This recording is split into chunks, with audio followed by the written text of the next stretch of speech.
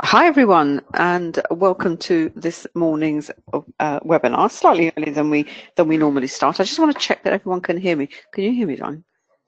Fine. David can hear me, so I'm assuming everyone else can as well. It's only when there's a problem with David's audio that we have a problem. Anyway, welcome, and as I said, slightly earlier start, and we've actually changed everything as you would have seen from the email that you've got. We're now going to focus all our webinars on a Thursday because it allows us to have a kind of a sense of continuity with what we're looking at in this session. We'll see if that carries through to the New York session, and we actually finish up with a final session late this afternoon when we look at the indices and commodities. Anyway, before we kick off, as usual, may I draw your attention to the disclaimer that I know you can see on your screen. As you know, this can be a very, very risky business, so please don't even think of using money that you cannot afford to lose.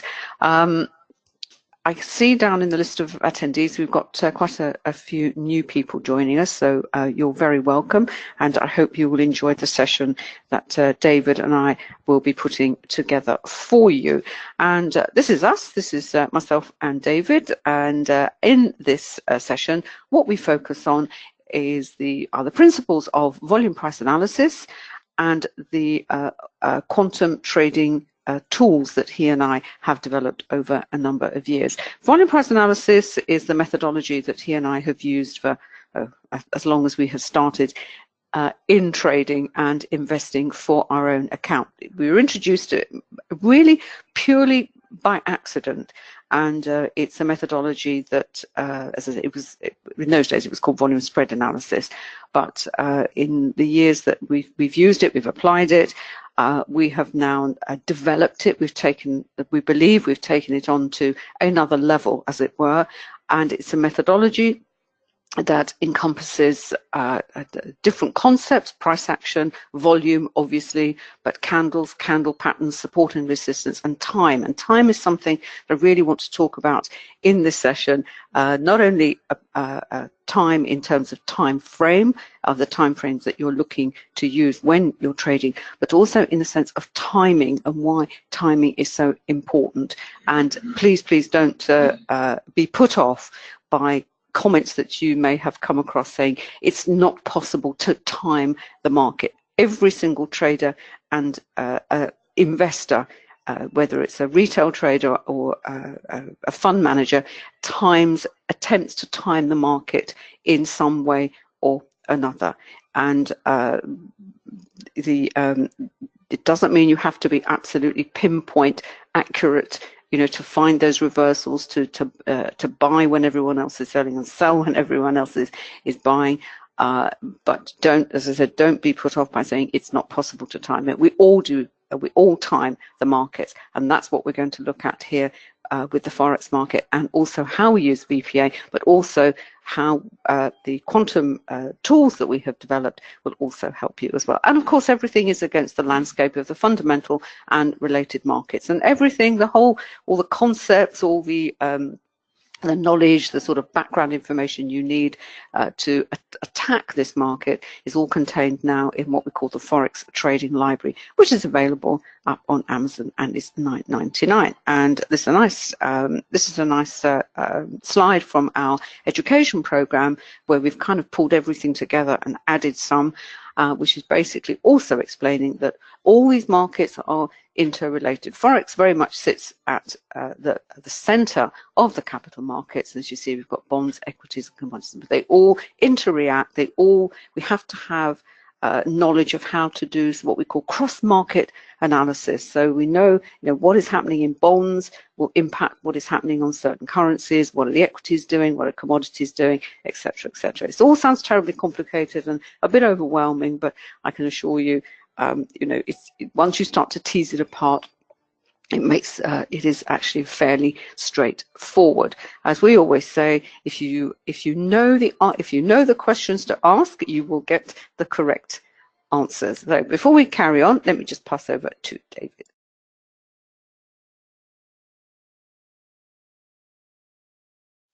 Hi everybody, sorry about that. I couldn't find my my chat box, so apologies.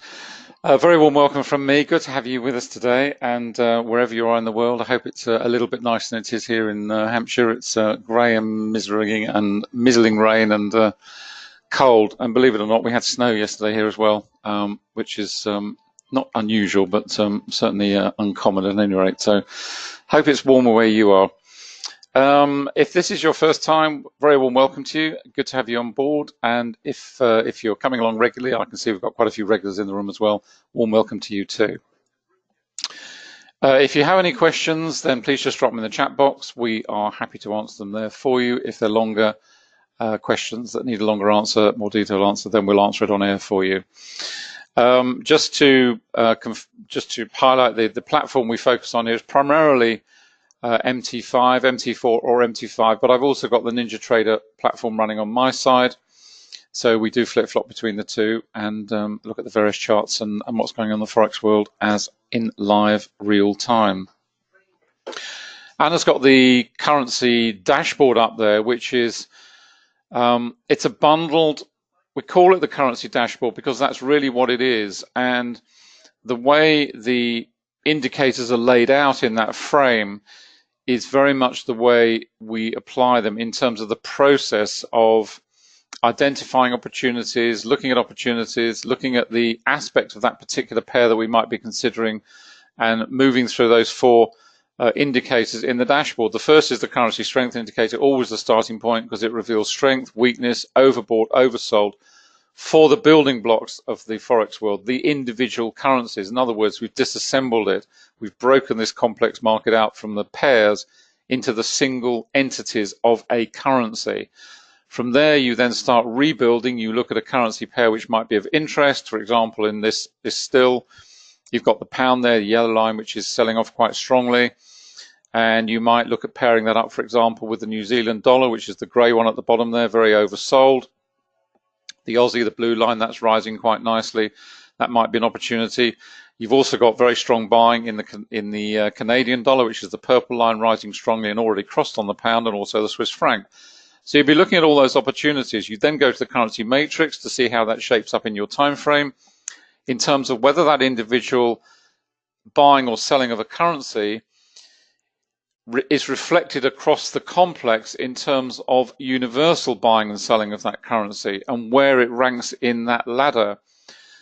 The biggest danger that most Forex traders are unaware of is the fact that looking at a single chart in isolation will tell you what is going on with that particular pair, but that particular pair may be moving in a completely different direction to the broad sentiment of the market. There's lots of different reasons for that. Could be news, could be local politics, could be anything. And if you're trading in isolation, that's fine, as long as you appreciate that you are trading against the broad market flow for that particular currency. You'll see it in all time frames where a particular currency is either being bought or sold very strongly against one currency, but that is not often the market sentiment broadly. The currency array then really breaks that down further into the pairs. It reveals strength of trend, momentum in the pairs. It also reveals that market sentiment again, where you're seeing broad market sentiment across the complex, or whether that's in agreement or disagreement. It also brings in another element to the aspect of overbought and oversold for currencies, whereby on the ranking ladder alongside the ladder itself, that will also flash up when currency pairs are approaching or have reached potentially overbought or oversold situations. And finally, over onto the currency heat map, which is it pulls all the information together in the sense that you're looking at a huge number of different time frames in one indicator. So you're seeing on the sales, at any rate, you're seeing changes from bearish sentiment to bullish sentiment in terms of changes in color from red to green. It also gives you a sense of whether that sentiment is moving out from the fastest time frame, because that's where everything starts, is on the fastest time frame. In this case, it's the 1 minute. So if you're seeing sentiment change on the 1 minute, then you see a sell change from maybe green to red on the 5 minute, and then that ripples through to the 10 minute. That tells you that the sentiment is changing and moving up from the faster time frames and starting to ripple through to the slower time frames. In other words, there's been a change in sentiment, and that change in sentiment is real and has strength because it's moving through the sales. On the left-hand side, that is a different aspect of that information, which is basically weighting the changes in sentiment and ranking the pairs accordingly. And as you would appreciate, the slower time frames in this case will have much greater weighting than a faster time frame, because a 1 minute change in sentiment is not going to have as much weight in the market as a change in sentiment in a 15-minute or an hourly time frame, and so on and so forth. So the pairs in the ranking ladder here will move less slowly, but nevertheless will give you a sense over hours and even over days of which particular pairs are reaching extremes on the ranking ladder in terms of overbought and oversold. It will also reveal the sentiment for those pairs, because if they're all stacked at the bottom or all stacked at the top, it's giving you a strong clue that those pairs, the sentiment is very much overbought or oversold across the market for that particular currency. And thereafter they will start to move, but they won't move at the same speed as those on the matrix, or indeed those on the currency array, purely because they are weighted. And that's what we wanted to do, to develop the currency heat map into two distinct aspects: an intraday tool and perhaps a longer term tool, if you like, although not. The pairs in the matrix do move up and down in the day, obviously, but they're not going to go from the top of the ladder to the bottom of the ladder, which certainly happens on the matrix and the ray on the fast time frames. They will move at a more even, leisurely pace. Nevertheless, they will move. So it's two different aspects of the currency world combined on the heat map, which gives you a global view of what is going on across the complete Forex world, and just contained on one chart. So it does away to a great extent in terms of trying to have multiple monitors over. You can just look at that and it'll give you an instant snapshot of what is going on in sentiment as it ripples across the market. I'm going to pass back to Anna, so we'll get over to some live charts.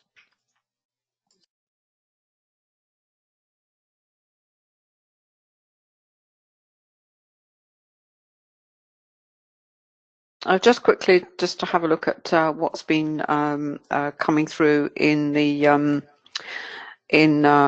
news, as it were. Why have I got that one? I've got the wrong date up there. I haven't refreshed it. There we are. All right. If there's been quite a lot of volatility actually, and ironically, it's from a piece of news which isn't classified as what's called Tier 1. Those of you who use a Forex Factory will know that this is like a traffic light system. So red is a high impact, orange is medium, and this is actually a low impact, which is yellow. But it's fundamental news. Just to recap on this, this system is really useful, and it's not, it's a good way of looking at the calendar and thinking, oh yeah, I've got a high impact event coming, because it's in red.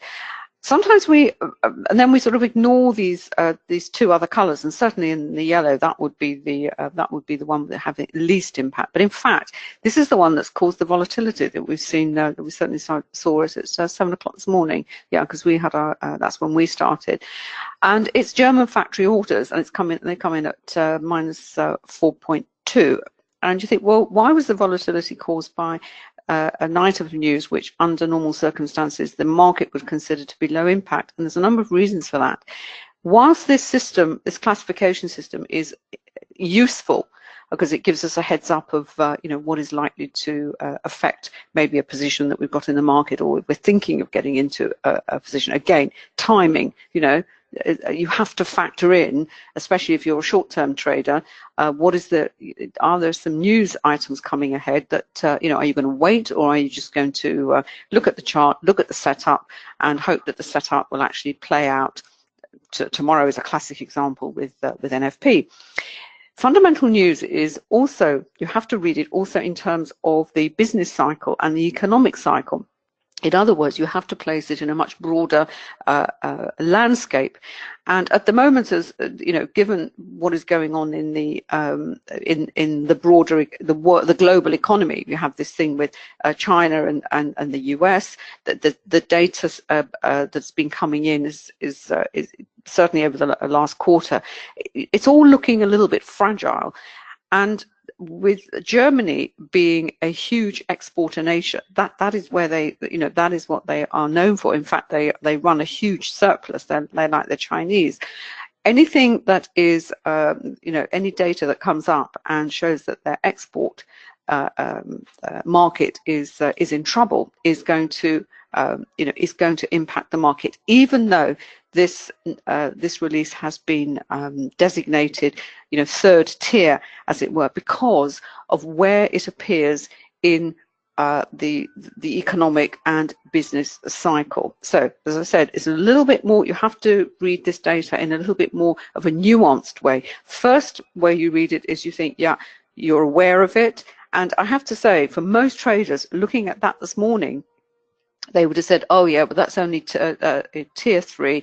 I'm only a short-term trader. The market's really not going to pay much attention to it. But in fact, the market has paid an awful lot of attention to it. And those of you who have our tools on your charts will soon realize, will have noticed the volatility candles that were triggered on the release of the news. And in fact, the pair that I've been looking at, where it was, well, it's across all the euros and the pound pairs, but it's actually the euro pound, because euro pound, not only has it now was it impacted by the by the release, but also it's impacted with by Brexit. Now, timing. But the last thing I was going to say about, there's lots of elements of time and timing that I want to mention, but one of them is also time zones, and understanding that, you know, the time zones for this market are not equal. It is a 24-hour market, but the liquidity, the participation levels are very, very different, and if you're not aware of that, that can also have an impact on your trading. Now, what's happened here? What do we have here? Let's look at the CSI, because the CSI is, if you want the use of a better word, a timing tool, in the sense that it tells you when an individual currency has reached a point where the time may have come that it is going to reverse. And certainly this is the 5-minute one, and we can see here the pound was reaching a point of being overbought. In fact, the pair, the other currency with which it was, you know, possibly another candidate other than the euro pound was the Canadian dollar. Now, the Canadian dollar, I'm also going to keep an eye on, because it's a currency that is very much comes to the fore once the North American session opens, and it's also a currency that is tied to oil. But what's interesting here, that it's actually been quite heavily sold, and the pound has, at this point here, we can see was being bought. Then we had the impact of the news. With the pound, it then sold off, and we have here, this is the euro. So I was looking at the euro pound in terms of timing, and the reaction that we see here, this is the volatility that was caused by that news announcement. Prior to that, as I said, this is the Asian session. We have sideways consolidation, which is what you expect, because in currencies are also impacted by, I said, we call it local news, but traders are more likely to trade their local currency rather than a currency pair that is more heavily traded in something like the London and Europe session, and euro pound would certainly fit that bill. So this cross pair here, lots of consolidation. Then we had this breakaway into, because it was a reaction to the news. I'm also conscious that we're 10 minutes away from London, where we're actually going to get another reaction. And as a trader, what you have to be aware of is these pockets of time in this 24-hour session, and it is possible on a short-term basis to trade them. There's absolutely nothing, you know, wrong with saying, okay, I'm on the 3-minute chart, maybe I have a Renko chart that I here, I see a setup, but I have to be aware that from a time perspective, I won't be in this trade, in this move for very, very long. Now, how that actually was reflected on the Renko. Now, my Renko here that I've set up, let me just find the actual Renko chart with this indicator. Again, it's another timing tool because it's a very precise tool to help us with entries, exits, but also to help us keep us in, because it smooths out all the volatility. Because with a Renko, time isn't involved, it is purely based on price. And I'm actually using the ATR version of this indicator. It has, you can use it in two ways. You can either let the indicator come up with the value of the box size based on average true range, and here it's 1.53 pips. So every time 1.53 pips goes through the market, a brick will post, or you can set the value yourself. But I've left it to the ATR value simply because there is so much volatility in this pair at the moment, and we know why the volatility has been triggered. And what's interesting is here, what we have in this pair is what we have a trend, but it's a trend with volatility. This is something we talk about and we explain in the program that David and I have put together. You know, trends are not created equal. You will have a trend with volatility, as we have here, or you can have a nice smooth trend where you see higher highs, higher lows, or lower lows and lower highs. And understanding the type of move that that you are in or potentially looking to move into will also determine how risky, if you like, that move is likely to be. And certainly a trend with volatility, pound yen is classic on as a pair. It's a very volatile pair. You get trends, but they are very volatile trends. You will get a lot of whipsaw action, but the trend will, once you look back on it and you put your lines on it and you kind of ignore the volatility, say, oh yeah, well that was a nice move from from where we are, from here to where we are here at the moment. And because the way our brains work, we forget all this, this sideways, this choppiness and what have you, which is another reason why we have created these indicators in the quantum tool set to try and, first of all, understand what is going on.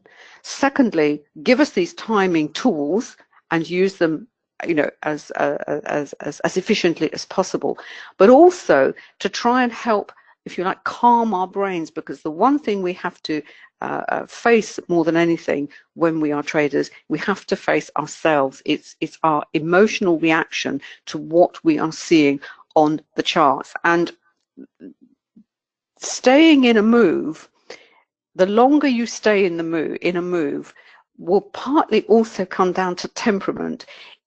A lot of traders just cannot sit in certainly wouldn't be able to sit in a move that looks like that, because if it's volatility, pullback, and then come down again, and that looks huge, doesn't it? But when you actually look at it, the actual pip value is not an awful lot. But the emotion that would go, that is triggered when you see this kind of candle configuration, it's pretty hard to try and manage, and that's what we have to try and do. We have to manage this, and the way David and I do this is, as I said, we have our tools such as the CSI, which at least highlights the best candidates to trade, and then we have developed these other indicators to help us with timing a potential entry, but more importantly, helping us to stay in this trade. And as I said, we've got 5 minutes to go to the London Open. As I said, the general topic of time has to also include an appreciation of how things can simply turn around 180 degrees at the start of the London session. And I'm sure you've all come across this yourself. Now, what we've also done with the pound, the British pound, those of you who have our packet, who have the full package will know we now have a pound index to join the dollar index, the euro index, and the yen index. And what all this does, it helps to just confirm whether we are seeing strong buying in the British pound. This is the 30-minute chart. I'm just going to change the time on this one. Let's move that to 5 minutes and see what happens here. Yeah, this is what we can see. This is you can see the strong moves in the pound. Then we have a little sell-off, and we'll see what that happens as the London session gets underway. David, is there anything you want to say to that? I just want to move that over. And I will keep an eye on the euro pound as we transition into the London session, or not transition into the London session. In fact, the London traders actually come on board. Do you want to move over to you, or do you want to see this chart? Yeah, you can move over to me. Move to it. Just going to switch screens across to Ninja. Just pull that up. I've been on the Euro New Zealand while Anna's been on the Euro Pound. I've been had the Euro New Zealand up. Hopefully you can see my screens. Hopefully you can hear me as well, because we didn't test the microphones before. Anna put a thumb in the air, so hopefully that's good. This is a different arrangement, but multiple time frames. I've got the 3 minute at the top, I've got the 5 and the 10 minute across the top here.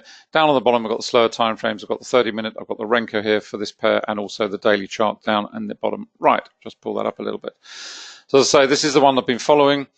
What's interesting about it is, well, several aspects. First of all, what Anna was saying about timing and also helping you to stay in. Again, if I pull up the 3 minute, the indicator that probably helps more than anything else, and it was the single reason we developed it, it's really this indicator at the bottom here, the trend monitor, because you saw on the Renko with the trend dots, they transition quite quickly because they're close to the price action. But what the trend monitor does, it takes a more considered view of price action.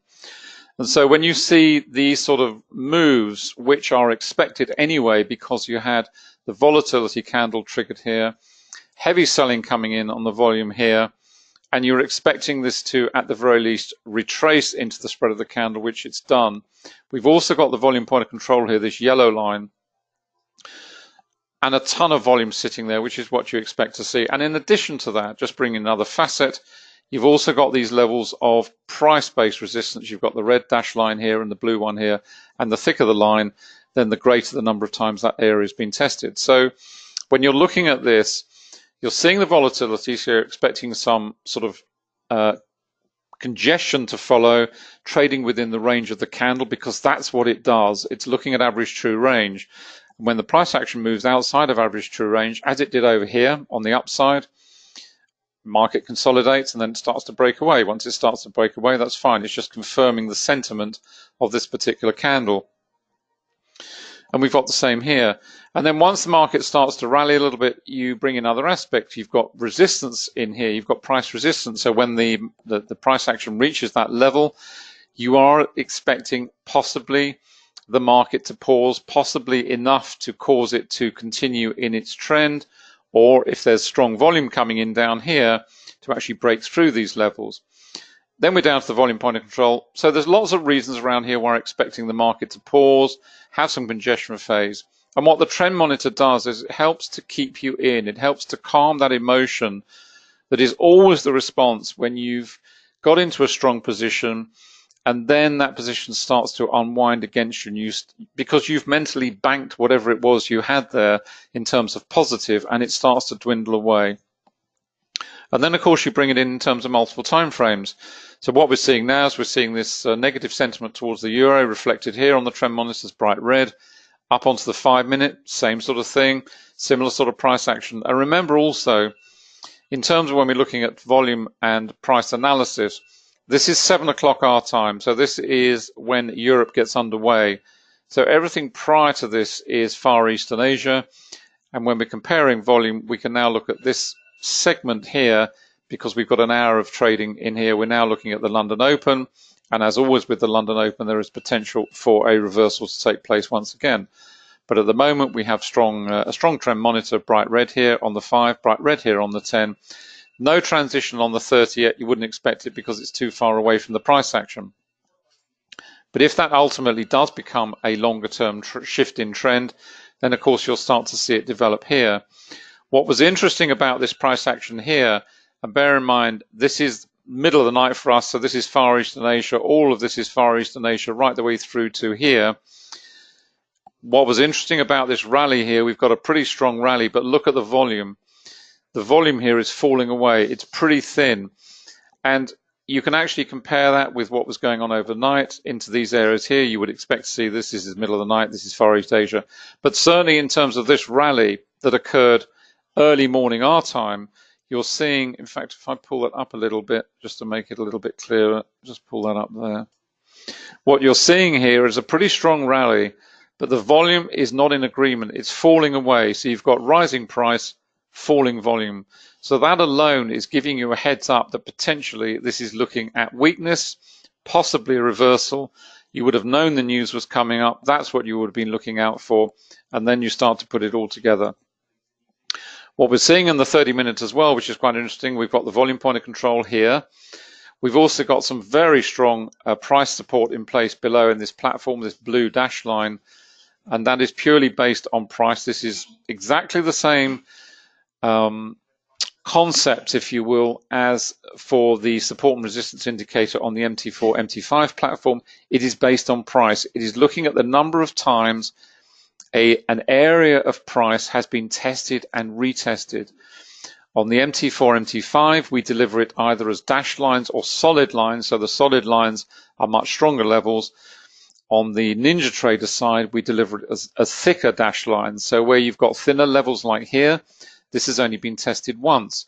When we come down to this level here, which is much deeper, much wider, it's been tested repeatedly. And you can see it across here, how often this level has been tested. It's very, very strong. So if you're trading this as an intraday scalping trader, and perhaps we get down to this level, you need to be aware of that fact because it's giving you another piece of the puzzle in the jigsaw. Because if the price does get down here, you're short maybe, and you get to this region, at the very least, you're not going to be surprised if the market starts to reverse off that level, because the 30-minute support region will always trump anything on a faster time frame. In other words, a strong level here will carry much greater weight than a strong level on a 3-minute or a 5-minute time frame, and that's another reason for using multiple time frames. Okay, we're moving into London. We can see we're starting to see a pickup in volume here. What we're also starting to see, we've got this hammer candle form. We've got some actually quite strong buying coming in under this particular candle here on the 3-minute. So it's not going to be a surprise if we see a minor reversal develop off that. It may only be minor. It may just reflect the fact we've moved into London, and the longer trend, the weight of sentiment towards the euro may well continue to press the market lower. Finally, moving down across onto the daily chart, just to pull that one up. Again, it gives you another sense of where we are in the trading range. You can see here on the daily, we had this big volatility candle several days ago. We're still trading in that range. Volume point of control is sat here. We've got an absolute ton of price resistance overhead, this red dash line. We've got another level up here.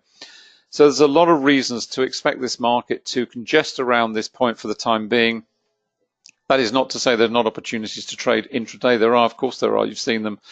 But nevertheless, it just gives you a sense of where you are in terms of the longer term picture, even as an intraday trader. One other chart that is very interesting at the moment. Can I just flick over to the Aussie yen? Yep. Oh, sorry, I'll do it on here. Let me just change this over to the Aussie yen. I'll just show you that on the daily because it's certainly one that's caught our eye. Just wait for that to load up. Just pop that up full size. There we go. That's the Aussie yen on the daily. I'm sure you've seen it. This is the start of the year. So for the last 3 months, this pair has been trading in this extreme congestion range between just below 78 and really 79.50, I guess, is the ceiling. You can see the strength of this platform that is building here. It's absolutely enormous. And that as a currency pair for longer term trading, once that breaks away from that range, and it will, it has to, they always do, then that will be a massive platform either of support or resistance to a breakaway trade, and I'm talking longer term here because we're on the daily chart. But once that pair breaks away from that particular range, it will develop, and it should develop, a strong trend, of course associated with volume, if that confirms the move away. And I just wanted to show you that because it's also indicative of when pairs get range bound.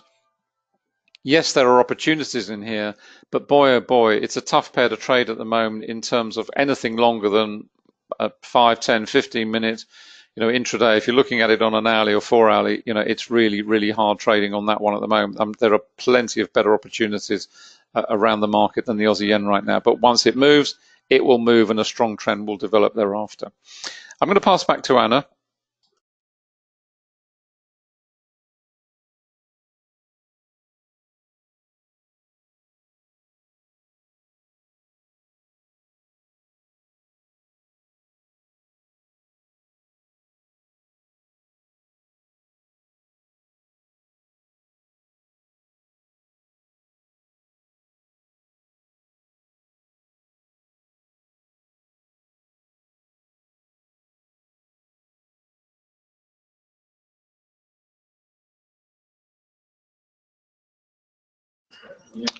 You see, like David tells me you can see my screen. I just want to go back to the 3-minute chart that we were looking at when we had all this volatility come in. And I'm not, as you can see here, this is the volatility indicator that was triggered. It triggers in real time. These, I've got them as little purple dots on some. You've got little arrows on yours. On MT4, it's a little arrow. And what about on Ninja? Is it an arrow as well? You've got little triangles. Yeah, you've got little triangles. I've got little dots on the MT5. And from a VPA perspective, when we were looking at, we were looking at the, as I said, this was a trend with volatility, as we can see here on the, wrong one, on the Renko. As I said, that is a trend, but it's a trend with volatility because you have a lot of pullbacks, corrections, bit of sideways, and then it carries on down, and it's the emotion that is triggered in you when you are sitting in such a move. But if we then apply not just the indicators, but you look at it from the perspective of volume price analysis. Yes, you had this sharp move lower. Yes, you had the volatility triggered. You can see here you've got down candles, you've got a rising volume, rising in the selling. When this triggers, the reaction we know is you are going to get a retrace to within the spread of the candle. You always have it here, as you can see here on this second volatility candle, but it did actually carry on lower. But eventually it will retrace and it will stop there, and it will either congest or it will actually reverse from that volatility. Now look at the volume underneath there. Yes, there was buying volume coming in here, but look at the next up candle. Look at the volume underneath it. Certainly not as much as that. So if you were just using VPA to look at this move, this is not going to go much further. Then we had another bout of volatility, not accompanied with a lot of volume, but we know it's volatility because that candle is outside its average true range because of the little purple dots. Then we had a classic reaction when this happens is you have a retrace to within the spread of the candle. Again, not a lot of volume under that selling candle, but it didn't go very far. But look at these 3 candles. These are quite interesting. You have not a lot of volume under that one. Then you have this anomaly. You have this big up candle here. Look at the volume underneath it. Then you have this candle, which is not as big as this one, a little bit more volume. But these are the kind of anomalies that VPA highlight for you and confirm, validate whether the move that you are seeing is actually genuine or not. Because that's what VPA does. It either confirms, validates a move, or it tells you this is actually a fake move, as it were. So that's that's how you would read the volume and the price in this type of price action, as I said. And then we had the continuation of the downward move. Although, as I said, you do have these wicks to the bottom of the candles. Yes, there was buying coming in, buying support coming in, but in fact it did carry on. And what you then look for in terms of if it's going to carry on in the original direction is you look for the lows of the volatility candles. Once those are taken out, you know they are going to carry on lower. Then we hit on, you know, we had to confront the London Open, and as I said, this is understanding time in the context of the time zones. So you have a lovely setup, you have a nice move developing, and you bump up against, as I said, the crossover session. And you know, I wouldn't say, I think you could possibly say all bets are off, David. Do you not think so? It doesn't always happen immediately. You have a reversal. Sometimes as it's done here, it goes sideways for a bit, but it looks like now we do have a reversal, perhaps a genuine reversal on the horizon, and we can see that because we've got this really lovely deep hammer candle here with nice volume underneath it, and we look as though we are moving higher. What's interesting also is over on the Renko, which thus far had kept us in this trend, albeit a trend with volatility. This is the first time we are seeing a transition into from the bright red into this not bright blue, this in between color, as it were. And really, you have to wait for a full transition to, as I said, this bright blue. It may happen. We have exactly the same here. It goes up and then it reverses lower. The trend dots, we only got one blue trend dot at the moment. So again, it's a case of waiting and being patient. And what I've also done is, as I said, we also have this is the pound index that we have here, but we also have a euro index. So you'd have the indices as well up to give you some kind of idea of whether this move has got some momentum behind it. Let's look at the 3-minute chart here. It looks like it's going up. I know it's got, got spikes to the top and the bottom of the candles, but it looks like it wants to move higher. Multiple time frames. Sorry, just one more thing and I'll pass over to David. Now, what's interesting here is this is the 10-minute chart. We can see here there was actually go back to the volatility. This volatility candle on the down candle, we had the retrace in it. In fact, we had a bounce, quite a strong bounce from it.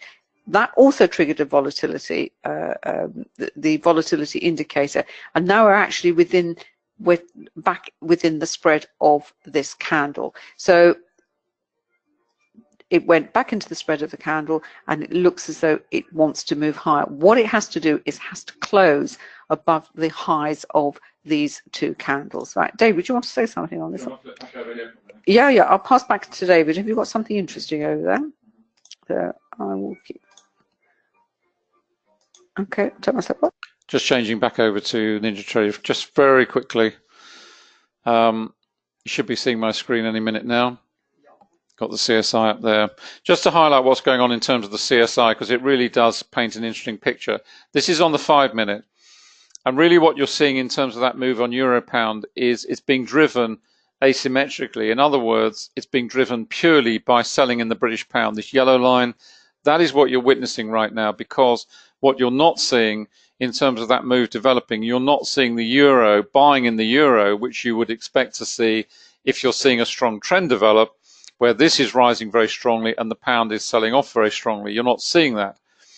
And hence, the strength of that trend is not going to be as strong as some of these other candidates. So there are much better pairs to trade rather than the euro pound right now, purely because you're not seeing buying of the euro.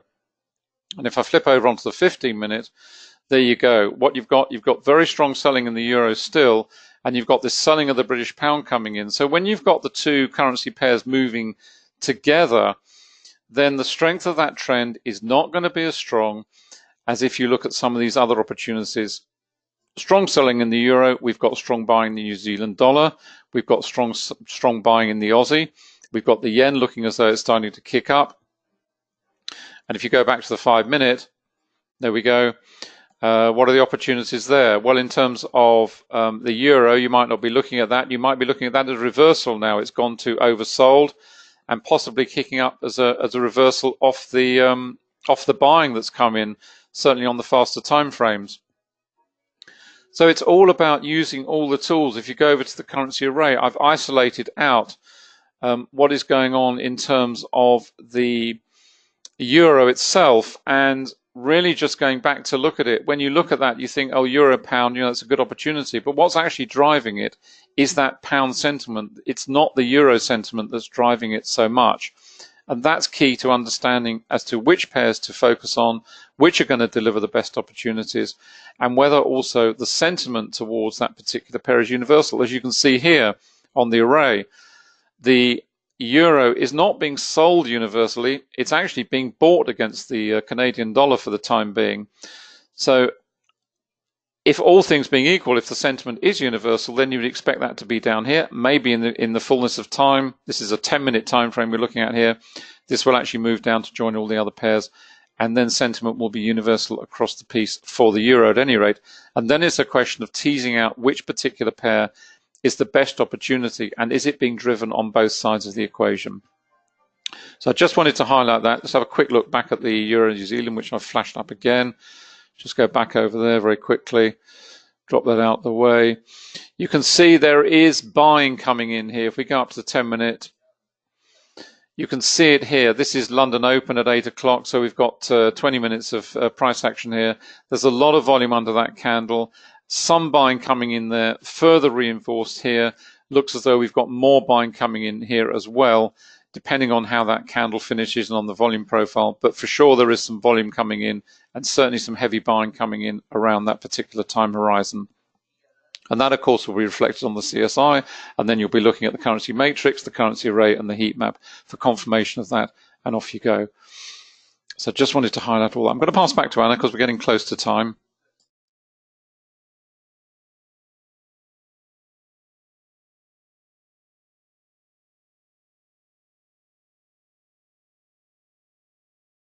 And that's just actually that's actually what David has explained there has actually played out on the euro pound, where as he said, because it was there isn't a strong divergence between these two currencies. And if we look back at the Renko, and I said here we'd only had one trend dot, we hadn't had a clear move into a bright blue. So that was also, was it just another example of this trend lower, but with volatility coming into the trend. What's also interesting here, you had, as I said, you had this nice hammer candle, which you got a reasonable amount of volume underneath it, and fine, it certainly pushed it higher. But look at these two candles, just regular sort of candle analysis where you have candles with wicks, deep wicks to the tops of the candles. That is going to tell you that there is selling there in that candle, and in fact it may be that this trend is going to continue lower, albeit with an awful lot of volatility. And what we're trying to show here as well is markets, you're always going to get bouts of volatility. In fact, we need volatility. If markets, if something isn't going anywhere and is stuck in a long-term congestion, David showed you the Aussie yen, that has possibly been the most painful pair to try and take a trade in. And if it's one of the pairs that you've perhaps been, looking at as an opportunity, I think someone wrote on Forex Live, one of the sites that we sort of dip into just to sort of catch up with the sort of background news, as it were. I think it was Adam there who highlighted it, and he said I think he'd ever seen a pair, as it's 3 months, David, stuck within such a narrow range. Ranges do get broken, support gets broken, resistance get broken, and the only thing you can say about congestion is the stronger those regions that are built over a period of time, when you do get a breakout, then the stronger that is likely to be. Wyckoff's second law, isn't it, David? Cause and effect. And those of you who are on the program will know exactly what I am saying. So the euro pound is just a nice example of a trend with volatility, that if you understand volatility and you you understand what is happening in terms of price action when this this agitation, the market is agitated. Volatility is agitation, and it's the compression of time. Things happen very, very quickly. Normally they would take, nice and measured and even, and it just happens very, very quickly. And if you can have an indicator such as a volatility indicator, first of all, that it triggers in real time, so you're going to be hit by a period of a period of agitation, you know what to do and what to expect. And you could actually use it saying, I'm out, I'm in there, I've been hit by volatility, I don't want to sit in there, my temperament is such that I can't take the emotional highs and lows that you get when volatility hits the market. I'm going to sit it out and I'm going to wait for another opportunity, and and they will come along. But you can also leverage it, and you can also, as I said, volatility can be your worst enemy, but you can also make it your bestest of friends. Right, anything else you want to say to that, David? I think there's a question. Is a question here? Right, fine, it's just Alex had to go. That's brilliant. Fine, I think, is there anything else you want to say on that, please? As I said earlier, we will be back later on for the start of the New York session, and certainly the one of the currencies we'll be looking at is the Canadian dollar, given, as I said, you have to kind of look ahead. Certainly trade what is happening in this session, but you also have to be mindful that look at the currencies that are, where are they positioned in this session, and is there going to get a reaction there as we come to, say, the New York session? And certainly the Canadian is one of those. Is there Canadian news that possibly is going to affect it as well? So, as I said, lots and lots of things to consider when you decide to enter this market. Now, very, very quickly, I know we've had some new people here. Those of you who may not have come across our indicators before, the details you can find on Quantum Trading Limited, quantumtrading.com. What am I talking about? It says this is the early start. I can't cope. Let's have a look. That's not the front page. That's the Ninja Trader page for the indicators. There we are. Here we are. That's the front page. As you can see, MT45 Ninja, and we also have them for Trading View now. Not the full set for Trading View because of the script that they use.